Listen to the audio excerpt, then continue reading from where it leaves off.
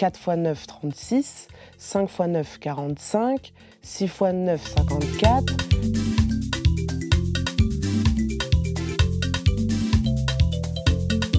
Bonjour le monde, je m'appelle Emma et je suis actuellement au siège de l'UNESCO à Paris. Aujourd'hui, j'ai envie de vous parler d'éducation. En effet, l'éducation joue un rôle fondamental dans la transformation de l'Afrique de demain. Mais je vais donner la parole à Endrina, qui en parlera beaucoup mieux que moi. Tatekulu Nelson Mandela said that education is the most powerful weapon you can use to change the world. However, when we observe the reality on the ground, we find that only a fraction of Africa's youth has a fair chance of becoming productive citizens through certification. This is why ensuring access to education is fundamental to unlocking the true potential of our beautiful continent. A continent so rich in resources, a young and energetic continent, a hopeful continent. My name is Andrina Kangala and I am Namibian. It is through education that a village boy from the poorest region in Namibia can go on to learn big words like quantitative finance, go on to become a renowned academic at one of the leading universities in Africa, and use research to produce mathematical algorithms that solve real-life problems. It is also through education that a young girl from Malawi can realize her dream of being part of a solution to fighting the devastating malaria crisis. For a young girl from Nigeria, it was through education that she went from reading unrelatable fictional stories of snow and people eating bagels to writing her own. There are many of these stories of individuals who have impacted Africa and the world because of education. There can be many others too. After all, Nelson Mandela also called education the great engine of personal development, through which the daughter of a person can become a doctor and the child of farm workers can become the president of a great nation. The African higher education system is not immune to the challenges that continue to diminish the productivity of the continent and its people. Tertiary education institutions are not as diverse and inclusive as needed. Today, Africa is faced with a deficit of training opportunities that ensure a wider pool of skills amongst its youthful labor force. This has crippled the quality of output, whereby Africa finds itself with a mismatch between skill supply and demand, with the necessity to outsource certain skills on one hand, while sitting with skilled unemployed graduates on the other. These challenges have been further exacerbated by the COVID-19 pandemic, which has exposed the unprecedented digital divide across the African education fraternity. I bear witness to the difficulties faced by all stakeholders in adapting to the rapidly changing digital age, be it students or educators. Even the fortunate few who are exempt from this predicament are left with a constrained pool of online resources for African research.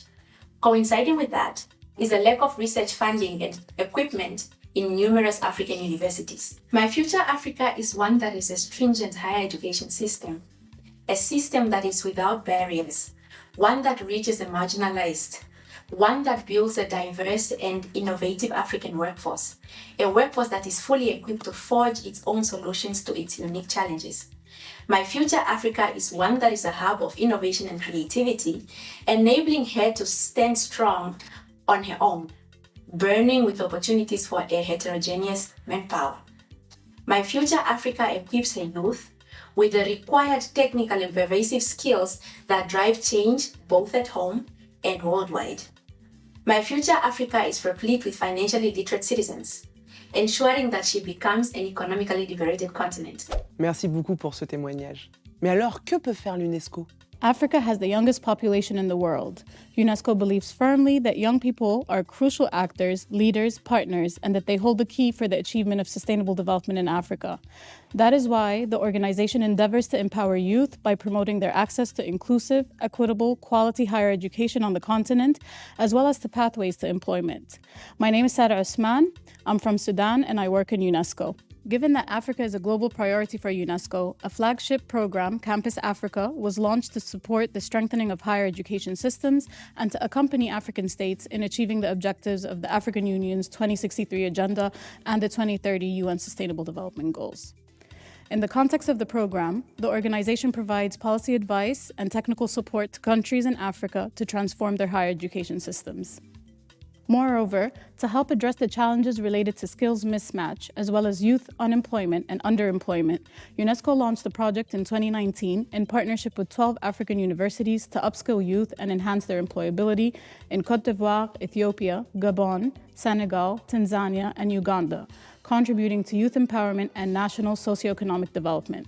In order to facilitate academic mobility and ensure the right to access further academic and professional opportunities for youth, including for refugees and vulnerable youth affected by emergencies, UNESCO promotes international and regional cooperation, including through instruments such as the EDIS Convention on the recognition of studies, certificates, diplomas, degrees, and other academic qualifications on higher education in African states. UNESCO also promotes inter-university cooperation, strengthens research capacities of tertiary institutions, and mobilizes its networks, particularly UNESCO chairs in Africa and beyond. The L'Oréal UNESCO for Women in Science Awards are a prime example. To date, the prize has established a community of over 180 African laureates who have received comprehensive leadership training and support. Inclusive, equitable, and quality higher education systems play a crucial role in supporting young talents in Africa, so they can fully reap the opportunities for individual growth and contribute to socio-economic transformation of their societies.